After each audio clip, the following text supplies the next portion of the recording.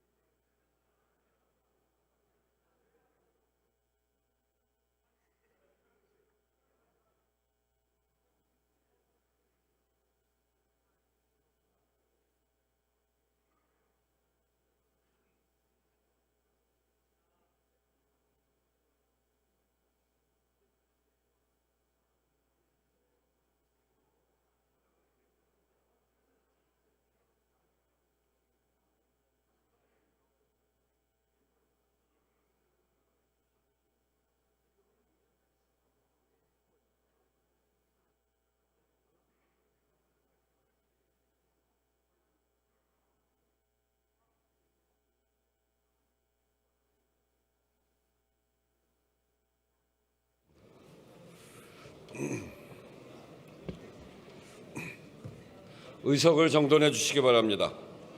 성원이 되었으므로 제3차 본회의를 개의하겠습니다. 보고사항은 회의록에 게재하도록 하겠습니다. 의사일정 제1항 국정에 관한 교섭단체 대표 연설을 계속하여 상정합니다. 오늘은 국민의힘의 대표 연설을 듣도록 하겠습니다. 권성동 국민의힘 원내대표 나오셔서 연설해 주시기 바랍니다.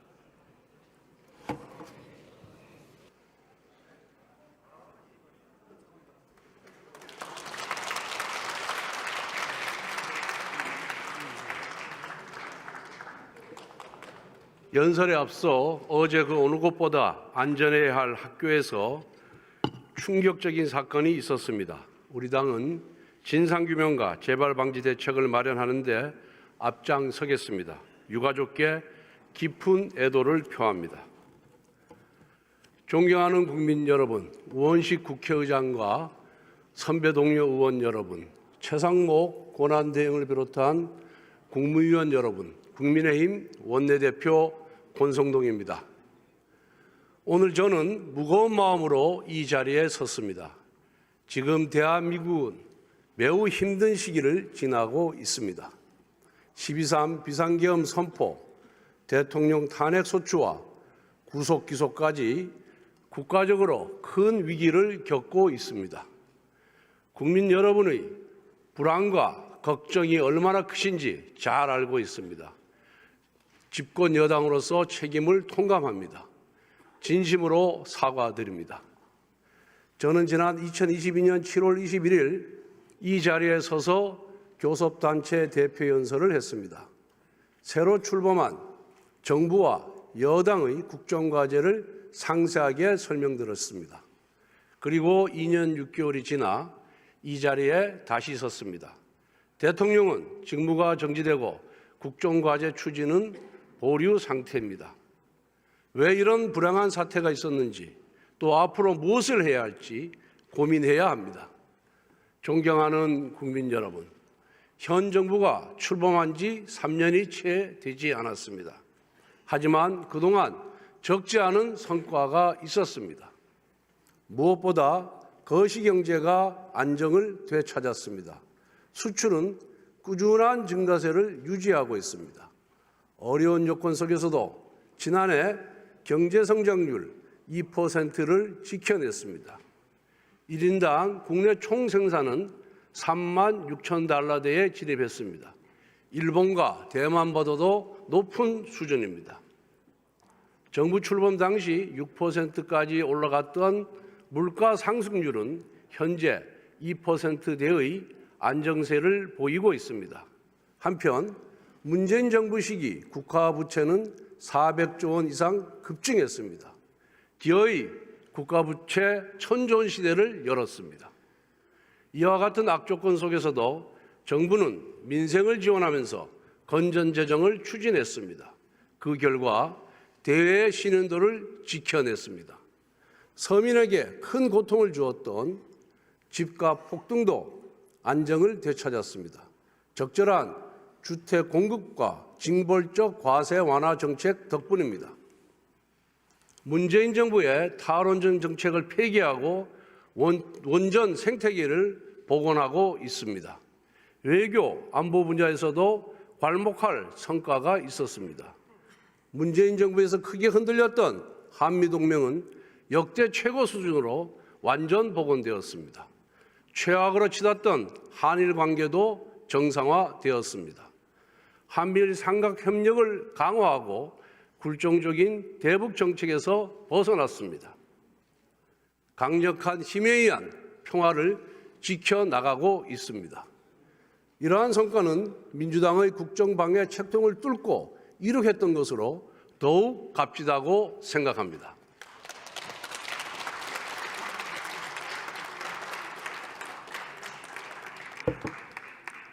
하지만 미완의 과제도 있습니다. 특히 내수 침체가 지속되면서 많은 국민들께서 어려움을 호소하셨습니다. 취약계층 보호 강화, 소상공인 자영업자 지원 확대와 같은 민생 안정 정책을 펼쳐왔지만 여전히 부족합니다. 저출산 문제 대응을 위해 정부 여당은 인구전략기획부 신설을 추진해 왔습니다. 작년 7월 국민의힘은 이 같은 내용을 담은 정부조직법 개정안을 국회에 제출했습니다. 민주당의 비협조 때문에 진척이 없습니다. 국민 노후와 청년의 미래가 걸린 연금 개혁도 국회 논의가 반년 가까이 중단되었습니다. 법치주의 원칙에 따라 노동개혁을 추진해 왔습니다. 그 결과 불법 파업이 줄어들어 근로손실 일수는 문재인 정부의 3분의 1 수준으로 감소하였습니다. 90%의 노조가 회계 공시에 참여하여 투명성을 높였습니다. 노조 간부의 채용 비리도 바로 잡았습니다. 하지만 노동시장의 유연성 확보와 이중구조 해결은 민주당과 강성노조의 반대로 아직 성과를 내지 못하고 있습니다. 교육개혁의 핵심 과제인 유보통합은 밑그림을 제시했지만 아직 추진이 더딘 상황입니다. 의료개혁도 의정갈등이 지속되면서 여전히 표류하고 있습니다. 대통령 임기 3년차는 국정 성과를 끌어올려야 할 시기인데 작금의 현실이 너무 안타깝고 송구스럽습니다. 하지만 국민의힘은 마지막까지 여당의 책무를 다하겠습니다. 남겨진 국정과제를 흔들림 없이 추진하겠습니다.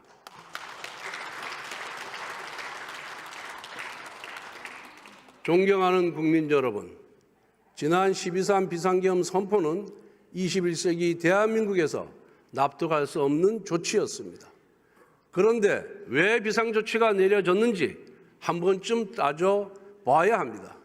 대한민국 정부 수립 이후 문재인 정부까지 74년 동안 발의된 탄핵소추안은 총 21건입니다. 그런데 윤석열 정부 출범 이후 거대 야당은 무려 29건의 탄핵소추안을 발의했습니다.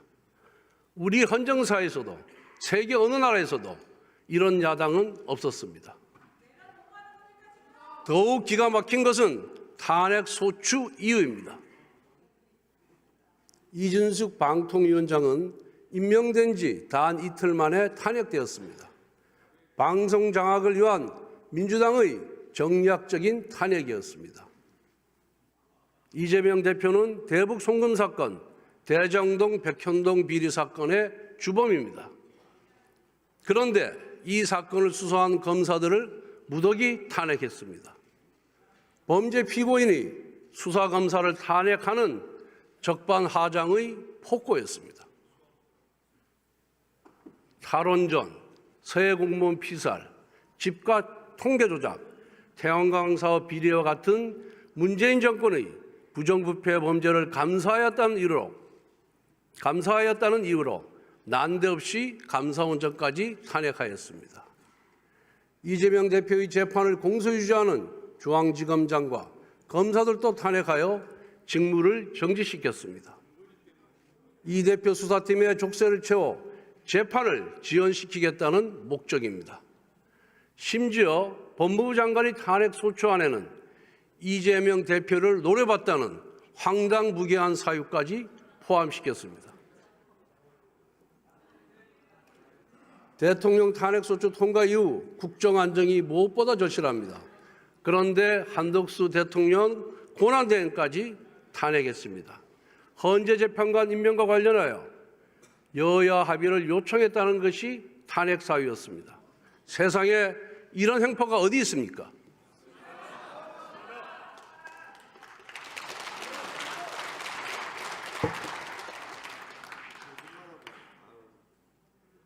이것도 모자라서 민주당은 최상목 권한대행까지 탄핵하겠다고 시도 때도 없이 협박하고 있습니다.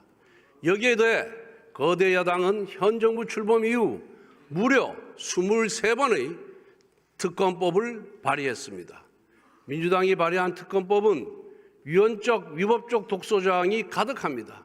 그것도 여야 합의 없이 강행 처리하였습니다. 또한 야당은 예산 테러까지 했습니다. 민주당은 금년도 예산안을 대폭 삭감하여 단독 처리했습니다. 지역 상품권 1조 원 증액에 반대한다고 보복한 것입니다.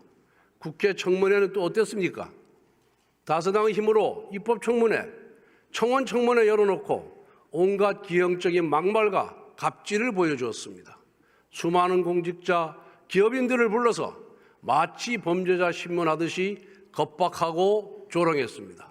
청문회가 아니라 인신공격의 경연장이었습니다. 지금까지 대통령과 권한대행이 행사한 제의 요구권은 총 38건입니다. 이를 두고 민주당은 독선이라고 비판합니다. 불통, 독선 이미지를 낙인 찍는 전형적인 민주당의 수법입니다. 국익을 위하는 법이라면, 여야 합의로 통과된 법이라면 정부가 왜 제2요구권을 행사합니까? 국민 여러분, 29번의 연쇄탄핵, 23번의 특검법 발의, 38번의 제2요구권 유도, 셀 수도 없는 갑질 청문회 강행, 삭감 예산안 단독 통과, 이 모두가 대한민국 건국 이후 단 한 번도 본 적이 없는 처음 있는 일입니다. 의회 독재의 기록이자 입법 폭력의 증거이며 헌정 파괴의 실록입니다.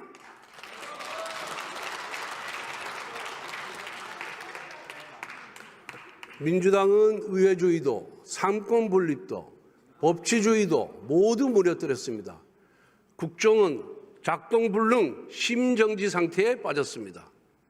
단언컨대 지금 우리가 겪고 있는 국정 혼란의 주범, 국가위기의 유발자, 헌정질서의 파괴자는 바로 민주당 이재명 세력입니다, 여러분.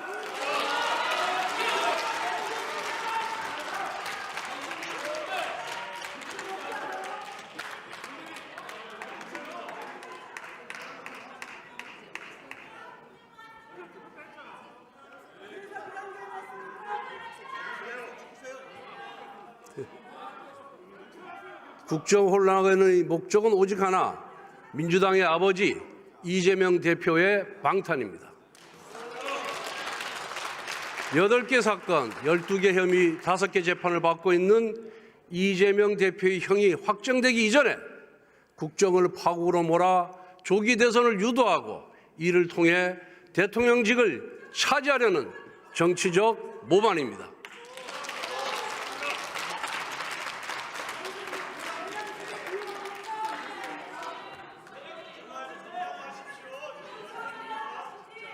민생도 경제도 팽개치고 대표 한 사람 방탄을 위해 입법 권력을 휘두르는 개인 숭배 세력, 탄핵 특검 말고는 아무것도 할 줄 모르는 불안 조장 세력, 정치를 끝없는 갈등과 대립으로 몰아가는 국민 분열 세력, 이것이 바로 민주당의 본 모습입니다.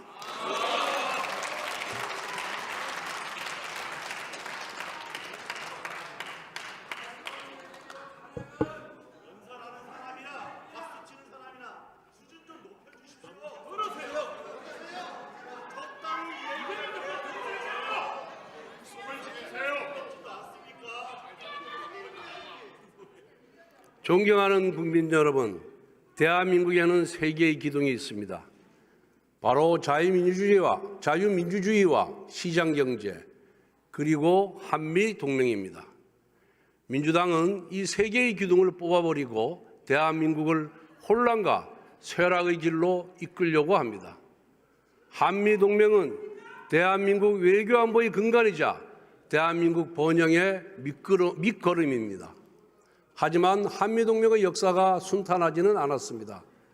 80년대 운동권은 미제국주의 타도를 외치며 극단적인 반미투쟁을 전개하였습니다. 여기 계신 야당 의원님 중에서도 극렬하게 반미투쟁에 앞장섰던 분들이 있습니다. 이제는 생각이 좀 바뀌셨습니까?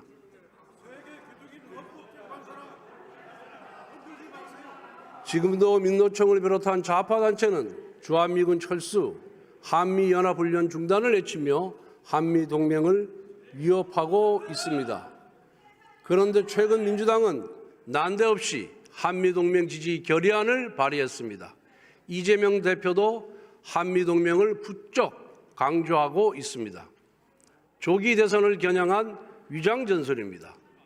카멜레온의 보호색이 성조기 무늬로 바뀌었습니다. 지난 12월 7일 대통령 1차 탄핵소추안에는 자유민주주의 국가들과의 연대를 강화하는 가치외교가 탄핵 사유로 명시되었습니다.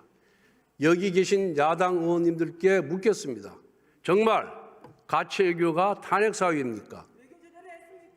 만약 그렇다고 생각한다면 여러분은 대한민국의 근간을 부정하는 것입니다. 과거 이재명 대표는 미군을 점령군이라고 했습니다. 주한미군 철수도 각오해야 한다라고 했습니다. 2017년 대선 당시에는 대통령이 되면은 사드 배치를 철회하겠다고 했습니다. 지난 대선 때는 공식 선거운동 첫날부터 사드같이 흉악한 거 말고 보일러를 놔드리겠다고 조롱했습니다. 만에 하나 지난 대선에서 이재명 대표가 집권하였다면 무슨 일이 벌어졌겠습니까? 한미 관계는 위기에 빠졌을 겁니다. 사드를 비롯한 안보 자산을 포기했을 겁니다. 주한미군 철수도 수수방관했을 겁니다. 자유민주주의 국가의 연대는 무너졌을 겁니다. 그 대신 북한에게 목을 매면서 종전선언이라는 종이 쪼가리 한 장을 구걸했을 겁니다. 국민 여러분, 대한민국은 경제력 세계 10위권, 군사력 5위의 강국입니다.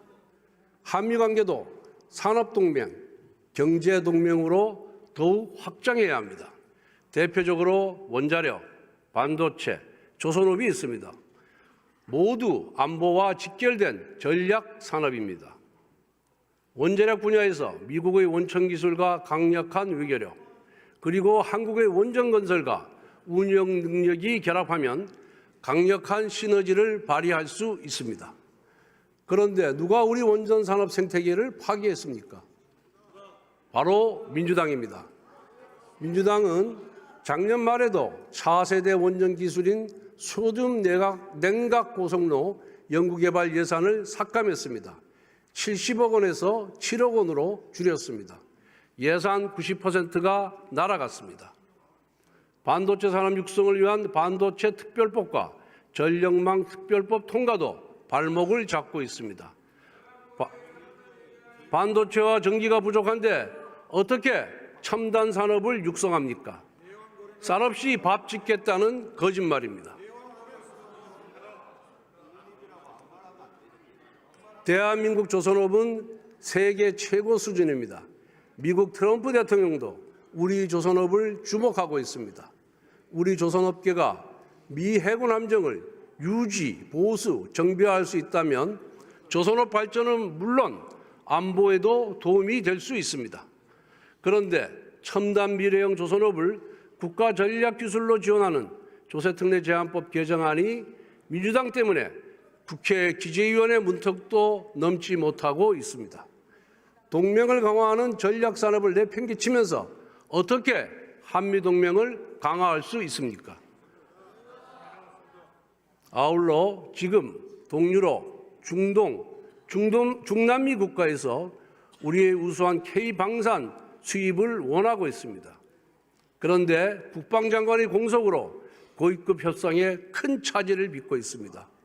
최대행은 국방장관을 즉시 임명해서 국가안보와 방산 수출에 만전을 기해 주시기 바랍니다.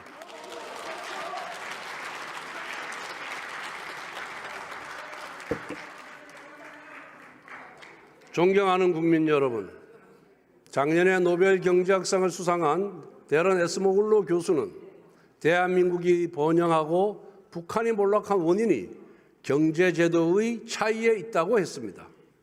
대한민국은 국민의 사유재산권을 보장하고 노력에는 인센티브를 제공하며 혁신에는 보상을 주는 시장 경제 체제를 세웠습니다. 이와 같은 포용적 경제 제도 덕분에 대한민국은 한강의 기적을 이루었습니다. 그런데 민주당이 발의했던 법안을 보면 반시장적이고 반기업적인 악법이 대다수입니다. 소위 노란봉투법은 불법 파업을 조장하여 산업 전반을 난장판으로 만들 것입니다.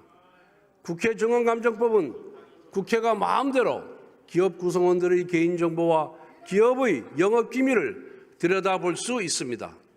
이것은 시장과 기업에 대한 정치 권력의 약탈입니다.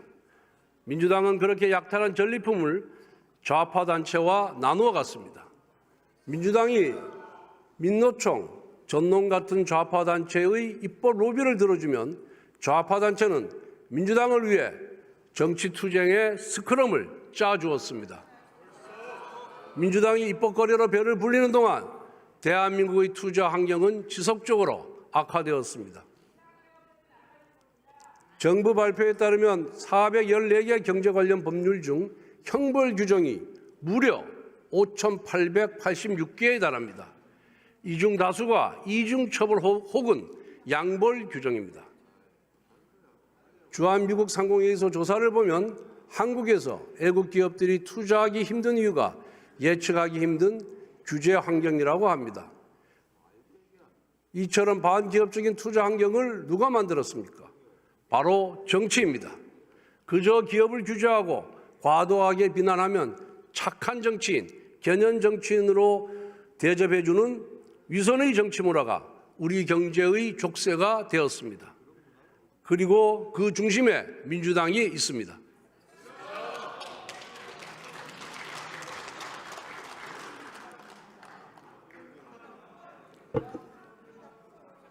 상속증여세와 법인세 감면은 세계적인 추세입니다. 그런데 민주당은 세제 개편을 부자 감세라는 선동으로 가로막았습니다. 지난 2017년 민주당 대선 후보 경선 당시 이재명 후보는 영업이익 500억 이상 대기업 440개에 대해 법인세를 30%까지 올리겠다고 공언한 바가 있습니다. 성남시장을 할 때는 재벌 체제 해체에 정치 생명을 걸겠다고 했습니다. 이와 같은 이재명 대표의 경제 극단주의는 기본소득에서 정점을 찍었습니다. 성남시장 때 2,800만 명에게 100만 원씩 기본소득을 나눠주겠다고 밝혔습니다. 경기지사 재직 당시에는 기본소득은 필생에 이루고 싶은 정책이라고 했습니다. 그런데 그 막대한 비용을 어디서 마련합니까? 지난 대선 당시 이재명 후보는 데이터세, 인공지능 로봇세, 국토보유세를 거두면 기본소득 재원을 마련할 수 있다고 했습니다.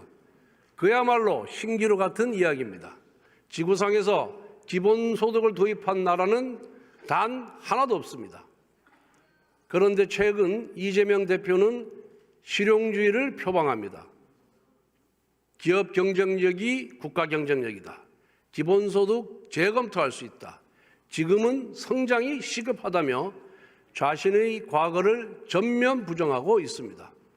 하지만 정치적 유불리에 따라 바꾼 말들은 언제든 강성 지지층이 원하는 포퓰리즘으로 회귀할 것입니다.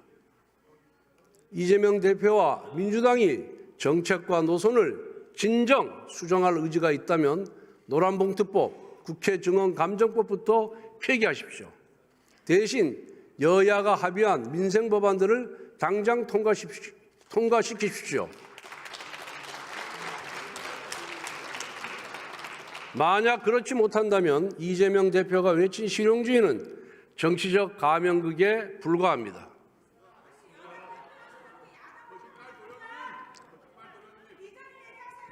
존경하는 국민 여러분, 대한민국 자유민주주의가 위기에 봉착했습니다. 이미 민주당은 지난 2018년 헌법 제4조에 규정되어 있는 자유민주적 기본질서에서 자유를 삭제하려다가 실패했습니다. 이것은 자유민주주의에 대한 야당의 강한 반감을 상징적으로 보여줍니다. 최근 민주당은 인터넷 커뮤니티 카카오톡을 통해 소위 가짜 뉴스를 유포하면 일반인도 고발하겠다고 선언했습니다. 그리고 민주파출소 같은 회계환 홈페이지를 만들어 신고도 받고 있습니다. 당 대표가 검사를 사칭하더니 당은 경찰을 사칭하고 있습니다.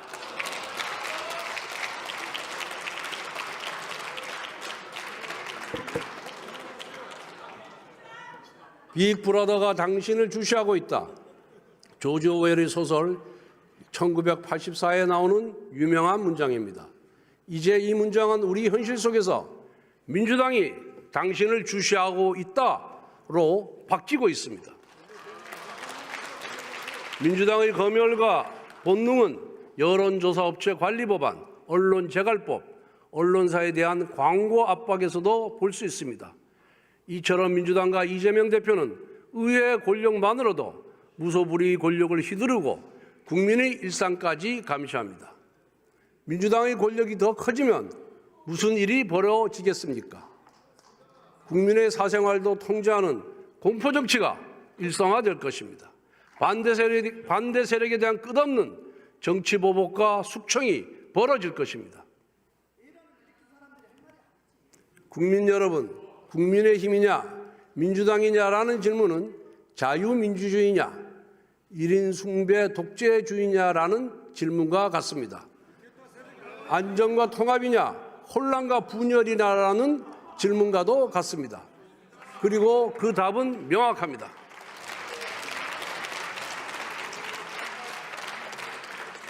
존경하는 여야 의원 여러분, 파도를 탓하지 말고 바람을 없애라는 옛 말씀이 있습니다. 문제의 근본 원인을 찾아 해결하라는 뜻입니다. 저는 우리가 겪고 있는 정치 위기의 근본적인 해결책은 개헌이라고 생각합니다. 87년 체제의 등장 이후 5년 단임제 대통령 8명이 있었습니다. 그중 3분이 탄핵소추를 당했고 4분이 구속되었습니다. 이것은 개인의 문제를 뛰어넘은 제도 자체의 치명적인 결함입니다. 이제는 악순환의 고리를 끊어버릴 때가 되었습니다. 문제 해결의 핵심은 권력의 분산을 통한 건강한 견제와 균형의 회복입니다. 대통령에게 과다한 권력이 집중되면 대권을 차지하기 위한 여야의 경쟁은 사생결단이 됩니다. 극단적인 정쟁이 대통령 임기 5년 내내 계속됩니다. 또한 지금처럼 야당이 의회 권력을 장악하면 대통령의 실패가 야당 집권의 길이 됩니다. 그렇기 때문에 사사건건 국정 운영을 방해하고 파국으로 몰고 갑니다. 이러한 권력 구조 하에서 정상적인 국정 운영은 불가능합니다. 그래서 대통령은 재앙으로 시작해서 식물로 끝납니다. 국회는 4년마다 최악이라는 평가를 반복합니다. 이제는 제왕적 대통령의 권력을 분산하고 제왕적 의회의 권력 남용도 제한할 수 있는 구조를 고민해야 합니다. 국회의원 선거법 개정도 전향적인 검토가 필요합니다. 민심을 왜곡하는 준연동형 비례대표제를 폐지해야 합니다. 선거구제 역시 개편이 필요합니다. 협치와 공존이 가능한 구조로 가야 합니다. 선거 일정을 합치는 것도 중요합니다. 지금처럼 대선, 총선, 지방선거를 모두 따로 실시하면 국력은 낭비되고 책임 정치를 구현하기 힘듭니다. 수많은 국가 원로와 언론계, 학계가 개헌을 주문하고 있습니다. 국민 여론 역시 개헌이 필요하다고 합니다. 이제 남은 것은 국회의 결단입니다.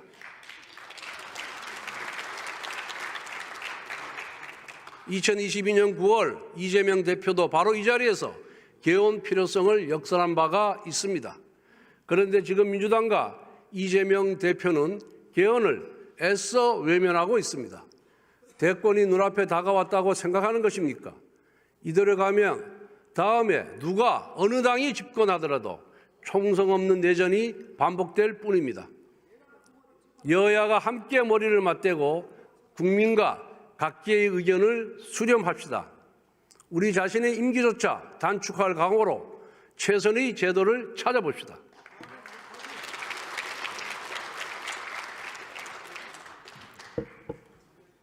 존경하는 국민 여러분, 정부는 의료개혁을 추진해 왔습니다.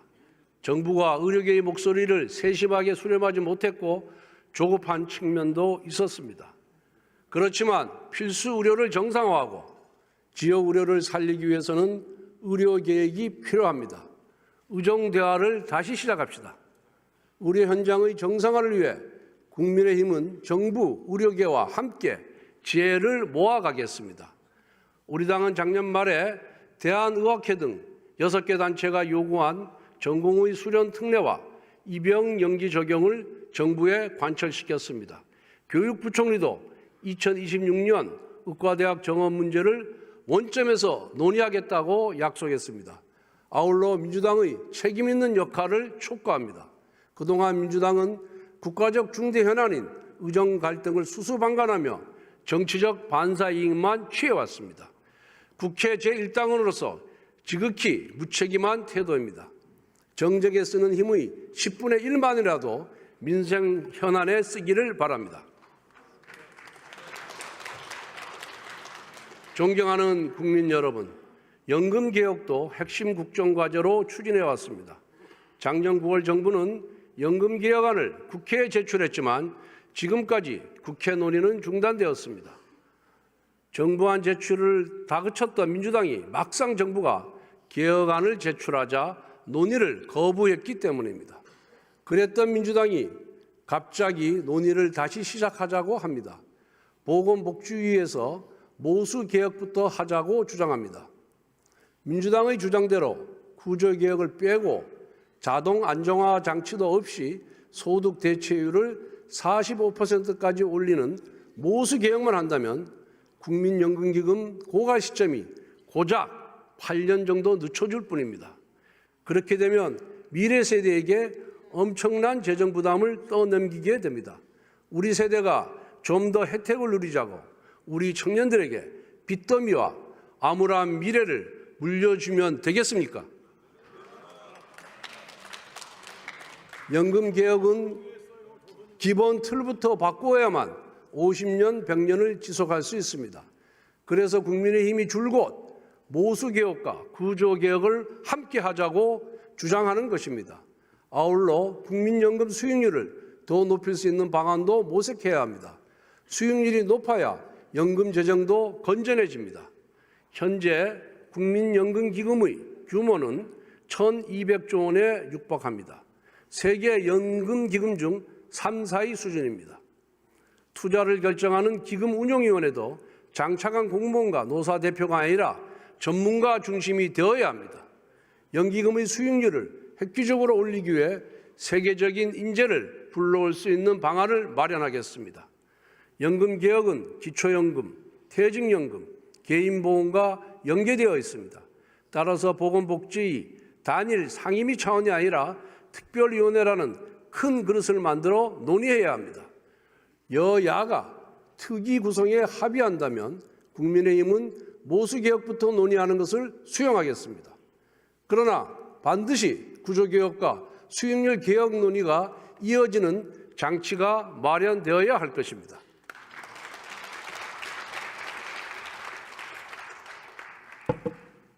존경하는 국민 여러분, 민주당은 불과 한 달 전에 금년도 예산을 4조 원 넘게 삭감하여 일방적으로 처리했습니다. 그런데 이제 와서 추경을 하자고 합니다. 국가 예산을 이렇게 당리당략으로 분탕질하면 안 됩니다. 추경을 입에 담기 전에 국민들과 모든 공직자들께 사과부터 하십시오.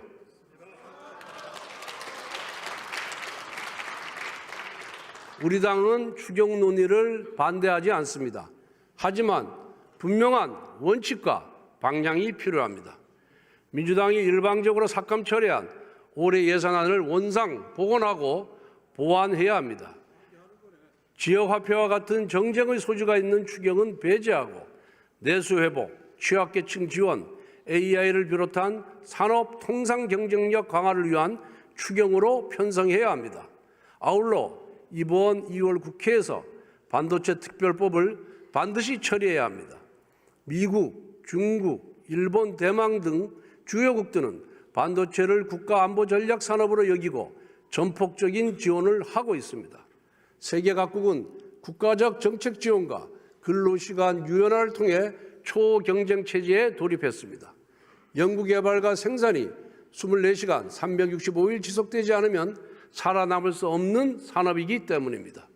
전 세계에서 반도체 연구 인력이 주 52시간 근무에 발목 잡힌 나라는 어디에도 없습니다. 그런데 민주당은 고임금 연구개발 인력에 한해 주 52시간 근로시간의 예외를 주자는 법안을 끈질기게 거부하고 있습니다. 주 52시간 규제에 집착하는 민주당은 글로벌 스탠다드에서 한참 뒤떨어진 정치 세력입니다. 이 변화무쌍한 시대에 실용의 가치를 배신하는 21세기 세국입니다. 반도체에는 이념도 없고 정파도 없습니다. 경제전쟁의 시대에 이기는 방법만 고민해야 합니다. 존경하는 국민 여러분, AI, 반도체와 같은 첨단 산업 육성에 우리 미래가 좌우되는 시대입니다. 첨단 산업은 충분한 에너지의 뒷받침이 필수적입니다. 그런데 현장에 에너지 확보 비상이 걸렸습니다. 용인 반도체 클러스터를 봅시다. 삼성전자와 SK하이닉스가 약 480조 원을 투자할 예정이지만 전력 확보가 어렵다고 합니다. 동해안이나 남해안에서 생산된 전력을 끌어오려고 하지만 넘어야 할 난관이 너무 많습니다. 국민의힘은 첨단 기업에 충분한 에너지를 공급할 수 있도록 에너지, 교통, 통신 인프라를 통합적으로 고려한 국토종합 인프라 개발 로드맵을 구축하겠습니다. 기존의 수도권과 도로망 중심의 국토 개발 계획을 에너지 인프라 중심으로 패러다임을 전환하겠습니다. 막대한 전력이 소요되는 첨단 산업을 에너지원과 송배전 기반 시설을 갖춘 지방으로 이전하도록 유도하고 그에 따른 세제, 보조금, 교육, 의료, 문화 인프라 같은 다양한 인센티브를 파격적으로 제공하겠습니다. 이것이 바로 대한민국 재도약을 위한 새로운 국토개발 프로젝트입니다. 미래산업 육성과 지방 활성화라는 두 마리 토끼를 잡겠습니다.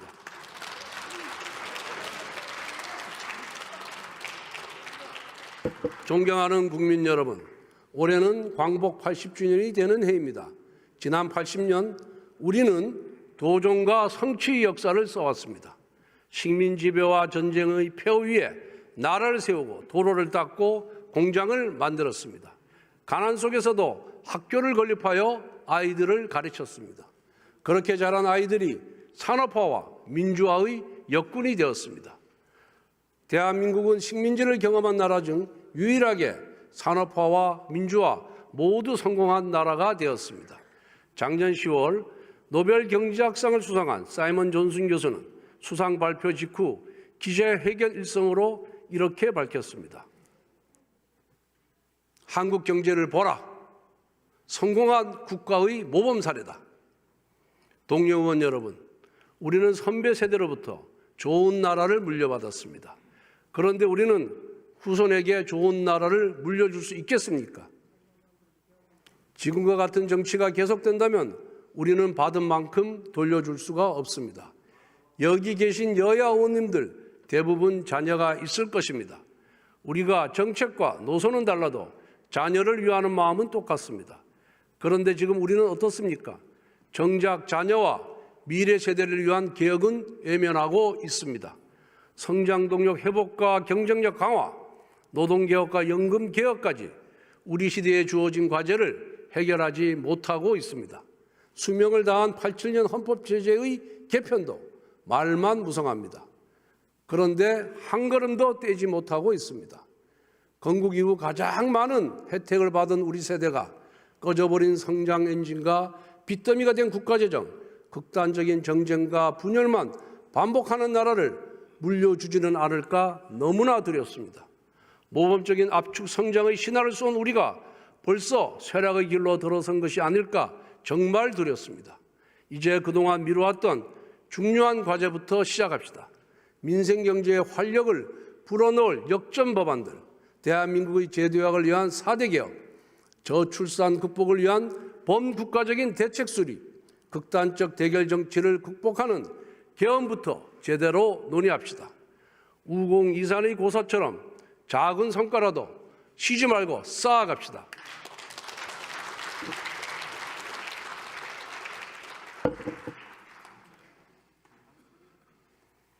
존경하는 국민 여러분, 국민의힘은 대한민국의 정통 보수 정당입니다. 저는 대한민국의 건국과 산업화 그리고 민주화를 이끌어온 보수 정당이 자랑스럽습니다. 물론 우리 과오도 아픔도 있었습니다. 그 공은 계승하고 관은 덜어내는 것이 후배 정치인의 책무입니다. 온갖 고난 속에서도 대한민국의 번영을 이끌어온 선배들처럼 이 시대의 과제를 해결하도록 노력하겠습니다. 대한민국을 떠받치고 있는 세계의 기둥, 자유민주주의와 시장경제, 그리고 한미동맹의 소중한 유산을 반드시 지켜내겠습니다. 다시 한번 힘차게 전진하는 대한민국을 만들겠습니다. 경청해 주셔서 감사합니다.